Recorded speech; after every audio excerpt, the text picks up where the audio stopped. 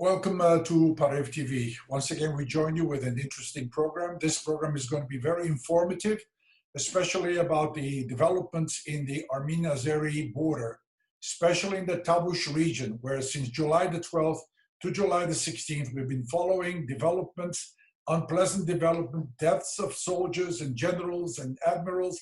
And what we have to understand the situation, we are turning to a very good friend who's very, very knowledgeable of the area, the situation. He has been to Arabal, he has been to Armenia, he's followed the issues. His name is Dr. Antranig Kasparian. Antranig, let me not waste time and get to the point. What is happening and why at this time when the whole world is under the pandemic? Yes, well, thank you, Vartan, for the invitation. There's a lot to unpack here. You've done some of it by identifying who, what, when, where. Yes, there were cross-border skirmishes for 3 to 4 days, starting on July 12th. Those skirmishes didn't just happen. They were instigated by Azerbaijani violations of Armenian territory in the Tavush province, near the area of Bert village and surrounding village areas.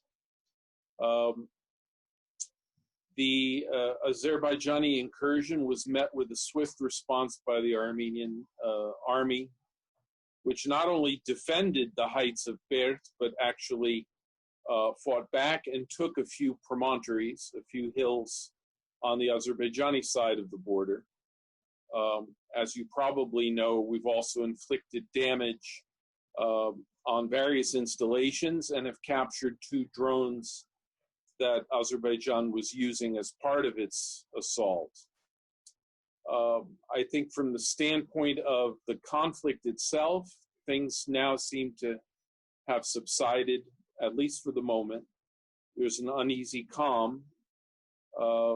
I'm not sure how long it will last. My guess is that it will last because, as I'll get to, this was a test.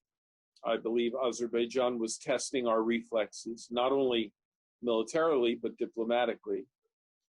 But you cannot be sure. And so the Armenian government, of course, is erring on the side of preparedness, as they should. So this is a quick who, what, when, where. Of course, we can unpack the why and to what end as you please. You know, basically, I would like to know why at this point did Azeris attack or create this scenario? Why? Yeah, there's a lot of discussion now in policy circles about why Azerbaijan did this and why at this time. In stitching together various pieces of evidence, it looks like several things are happening at the same time. One is that Azerbaijan faces real domestic problems. With the advent of COVID-19, the oil and gas economy has plummeted around the world, and Azerbaijan's economy is largely pegged to oil and gas. This has meant drastic reduction in output and therefore GDP growth. There's a lot of unrest among the population.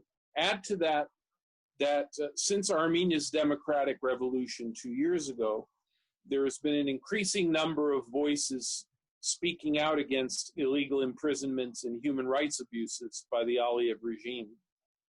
So their playbook, tried and true playbook, is to divert the attention of their population from their internal problems toward a common enemy, which they view as the Armenians. Now, in the past, that was largely directed at Artsakh, at Nagorno-Karabakh, which was an easy sell for the Azeri government to their population. Now, this assault takes things one step further, and I think is really risky for Azerbaijan, which is to attack Armenia proper.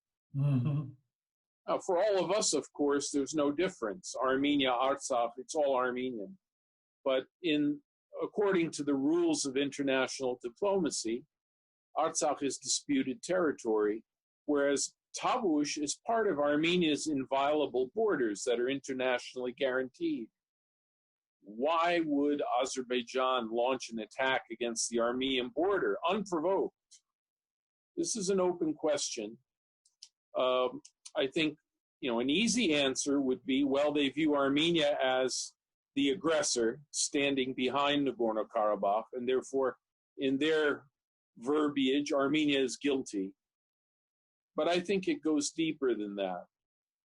I think, number one, they wanted to raise a ruckus. They knew this was going to make a lot of noise in international circles, and that's what they want, because they feel that the clock is ticking against them. These OSCE negotiations over Karabakh status have been going on for 20 plus years now. And it has been full of detours and U-turns and one step forward and one step back. And I think the Azeris are growing impatient and perhaps pressing the panic button, because honestly, if the negotiations continue like this, the Karabakh war will be yesterday's news. And I think Azerbaijan is alarmed over that. And rather than negotiate more reasonably, as they should, they're sticking to their guns and negotiating unreasonably and trying to pick up the pace. They didn't bank on the fact that Armenia now has a democratically elected government that is feeling very strong and legitimate and is standing up to them. The other thing, Vartan, if I may add, is that there are additional footprints that lead to a strong perception of Turkey's involvement in all of this. And that is especially worrying. If you've noticed some of the news reports, because this is a skirmish on the Armenia-Azerbaijan border, Turkey has come out and said, well, we share a border with Azerbaijan too, Nakhichevan. And therefore, if any of this unrest spills over, we're prepared to get involved. There are other indications that there's been coordination with Turkey. The rapidness of Turkey's response to the skirmishes, the offering of military advisors, including hard military support. This all is very worrisome. I think Turkey cleverly sees a vacuum that they may be trying to fill. We all know that the major superpower in the region is Russia, but they also see that other interested parties like the US are at an all-time low of interest right now. The US is distracted with its own problems leading up to the November elections. I think Turkey sees this as an opportunity to project its influence. And if you've noticed, this is a more broad tendency on Turkey's part, whether it's Libya, Lebanon, Syria, and now Azerbaijan, not to mention Greece and the refugee crisis. Turkey has sought to test out its borders in all directions to see what influence they might command. I think it's a very clever, as they say in French, sondage, testing ground on the part of Turkey as well. And for that, we should be very concerned. Vartan, go ahead. There's so much we can discuss. You're right. Let me ask for your reaction to the downing of the Israeli drone and also to the change in the ministers. The Azeri foreign minister has been replaced by the education minister. What are these? How can you interpret, understand, or explain these two changes? Well, I don't claim to fully understand it. I have what I think is a partial understanding. Mamadiyarov, the former foreign minister, had been in office for 15, 16 years. And he is already being scapegoated in the Azerbaijani press for being responsible for the slow pace of the negotiations over Karabakh. So in a sense, he is being sacked, partly to blame for their diplomatic failures. But there are other things that are worrisome. Mamadiyarov is known as somebody who was trained in the late Soviet era, and he maintained a certain balance. He was not a pan-Turkist. He maintained very proper relations with his counterparts in Moscow and elsewhere in the CIS. And I think he was viewed as not Turkey's man, but more Azerbaijan's man, perhaps with a slight tilt to Moscow. Mm. If, in fact, Azerbaijan now is closening its ties with Turkey, then that would be another reason why Mamadiyarov had to go. Now, let's see how the other shoe drops. I don't know that Russia's going to take kindly to this. And of course, not for our sake, but for their own backyard. You know, Russia still views itself as the policeman in the region.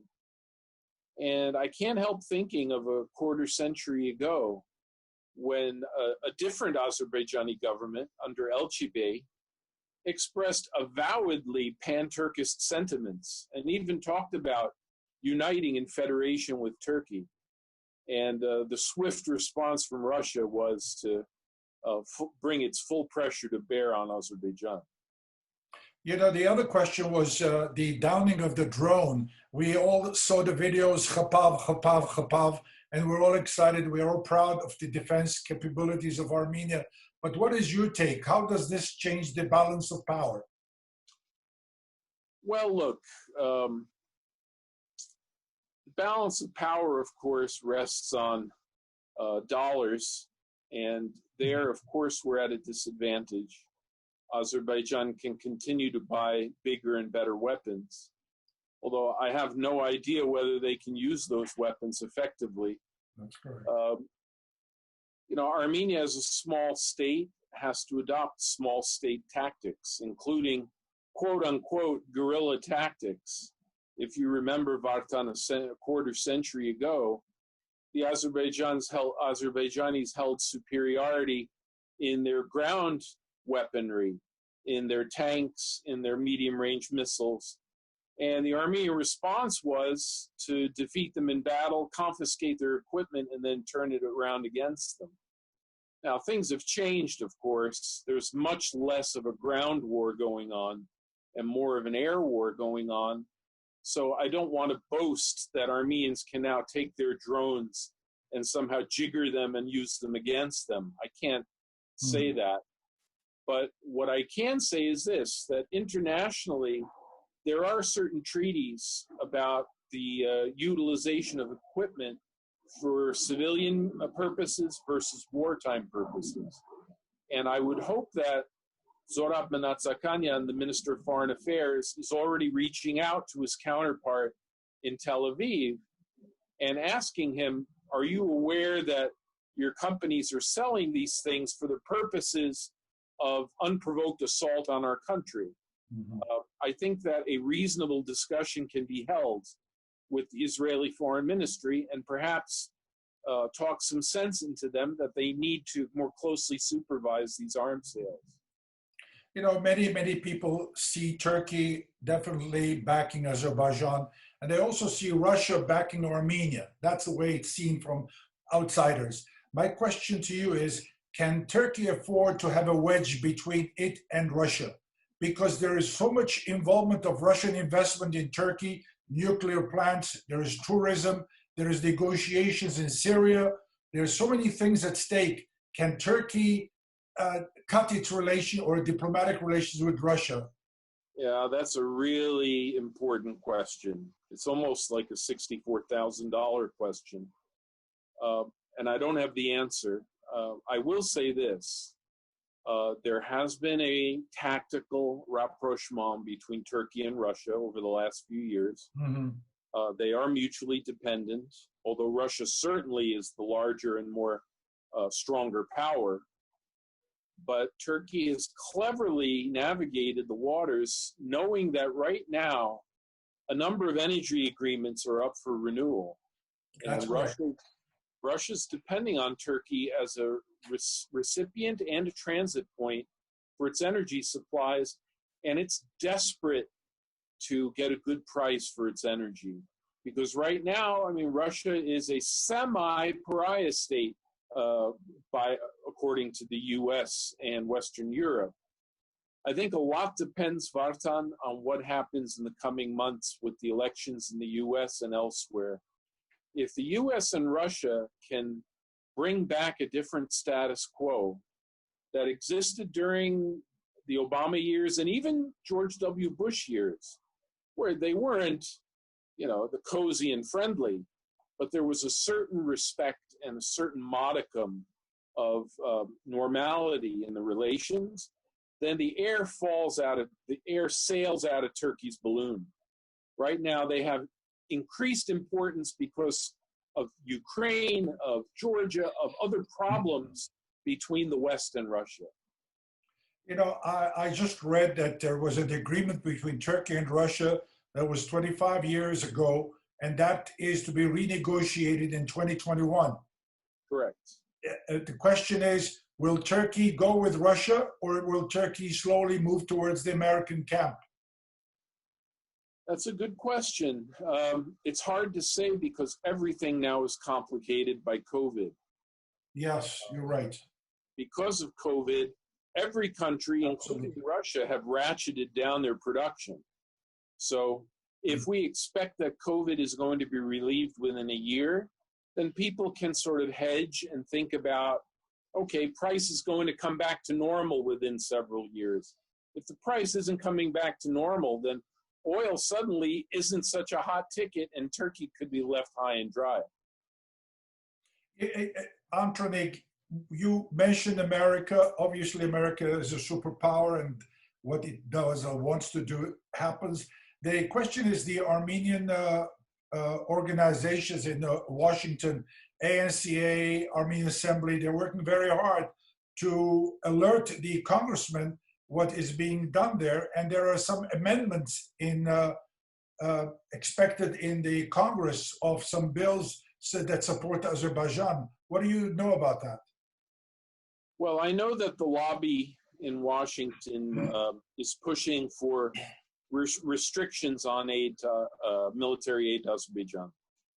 Some of those carry more, say, political or symbolic weight, and others really would cut into Azerbaijan's military supplies. Of course, we need to support these efforts.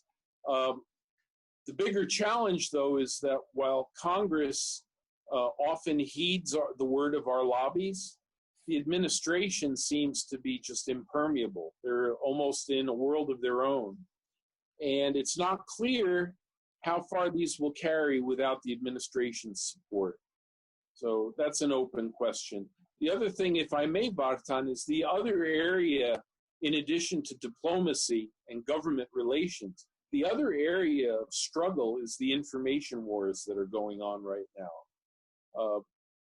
It distresses me greatly that the international media continues to portray this as equal and opposing sides who just can't get along, this age-old ethnic feud, this false equivalency between the sides. And we need to really think hard about not just reacting, because right now we're reacting, but being proactive in reducing this false equivalency in the future. Of course, the Armenian lobbies have worked hard to get the OSCE to agree to install observers at the line of contact. Presumably, if you have observers, they're going to be able to tell you who started the fire and who started the war, instead of right now everyone being hands-off and blaming either side. But of course, Azerbaijan rejects installing any observers at the border, and the OSCE is unwilling to override their objections. These are issues that we still have to tackle. One other thing which was outstanding was the announcement of the defense minister or Azeri side saying, we're going to bomb Medzamor. And Armenia was very quick in responding that we'll bomb your pipelines and your dams. And there are very major dams that could flood all of Azerbaijan. My question is, how seriously should one look into these announcements, these claims, these threats? I believe they're bluffs. Yes. And I believe Armenia is calling their bluff. But it's something that they have to do. And frankly, in the past, most recently in the four-day war in 2016, Armenia has not sufficiently stepped up to the plate and called their bluff. I'm not going to stand here and apologize for every move the Pashinyan regime has made, They're not perfect, far from it. But in this area, the Pashinyan government really has stepped up our diplomacy a notch or two. They're more proactive, they're more aggressive, they're willing to show teeth when necessary. I'm sorry, but 4 years ago, when the 4-day war occurred, it's as if then Foreign Minister Edward Nalbandian found a bunker somewhere underground and hid for 3 weeks. You know, even one loss of life is a lot of life lost for Armenians or Azeris or Turks or Russians. We don't want lives to be lost. The question is, when you saw Hampartsumian, the General Hampartsumian's funeral, that was a very, very sad images we saw in Armenia. And we should stand so proudly for the brave soldiers in Karabakh, in Armenia, who were defending the borderline at a very, very difficult time in history.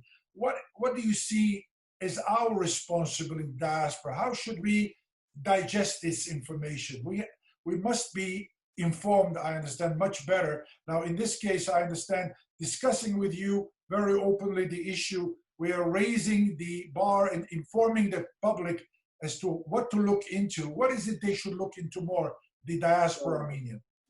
Yeah, another good question. I would first say that as far as the deaths are concerned, of course, even the loss of a single life is a tragedy, but the worst sort of loss is when someone dies in vain, when someone dies for nothing. If these people died and somehow served as a rallying cause for our people to display unity, which is desperately needed at this time, then they will have not died in vain. I regret that, in the past year and a half, there are people associated with the former regime in Yerevan and other critics, sometimes well-meaning, sometimes not well-meaning, who have been constantly taking pot shots at the Pashinyan regime. And I agree, in an open democratic society, criticism is important, but you've got to know when to criticize and when to put a lid on it. And right now, we need to put a lid on it. Right now, we need to display unprecedented unity, everyone playing a role somewhere, someplace. Now, what can we do? Well, there's, of course, the first thing to do, which you're contributing to, Vartan, is to make sure that we're informed and actively conscious of the issue. The next thing, of course, people are now giving to their favorite charities, whether here or in Armenia, that are helping to address the situation from different standpoints. That is also important, but I think in the long run, the biggest thing we can do is to become more engaged with Armenia. Go to Armenia, spend time in Armenia, send your children there, develop exchange programs, develop working programs, so that Armenia and diaspora become effectively one. Antranig, անգերձորեն համոզված եմ, որ մեր ժողովուրդը հբարդության եւ հոգեգան սնունդ պետքություն ունի։ Երբ որ հոգեգան սնունդի մասին խոսին ընդհանրապես եկեղեցականի հետ խոսած ժամանակ հոգեգանի, բայց հոգեգանը քեզ դման անցերա գրնա ժողովրդին դալ։ Ինչը կարևոր է, որ ժողովուրդը սկա այսօր եւ հբարդորեն եւ մտածկոդորեն եւ ինչպես կրնակ արդայել այդ ոգին մեր ժողովրդին հայերենով փակելու մեր այդ հարցազրույցը։ Նախ եւ առաջ ամեն մեկը պիտի գիտակցի, որ մեր թադը արդար է, որ մենք պատերազմադենչ ժողովուրդ չենք, պարզապես կուզենք ապրիլ խաղաղորեն արդար պայմաններու տակ եւ առանց սահմանի ասպիսի ընդհարումներ։ Մեր ժողովուրդը ի վերջո թշնամանք չունի ովևէ այլ ազգի հանդեպ, ընդհակառակը մենք ենք, որ թշնամանկի արժանացած ենք, չենք արժանացած, անարժան ենք, բայց դժբախտաբար թիրախ դարձած ենք, դժբախտաբար թրկական թե փանթուրքիստական որոշ քաղաքապարախոսության, որ գուզե մեզի չնչել։ Ադորթեմ պետք է գնալ, պետք է հասկանանք, որ պատերազմական կոդի մեջ կապրին եւ պետք է ամեն ինչ անենք, որբեսի այս ժողովուրդը ոչ միայն կոյադեվե, ամրաբնդվի, որ թիմակրավե այս բանը ընթարումները։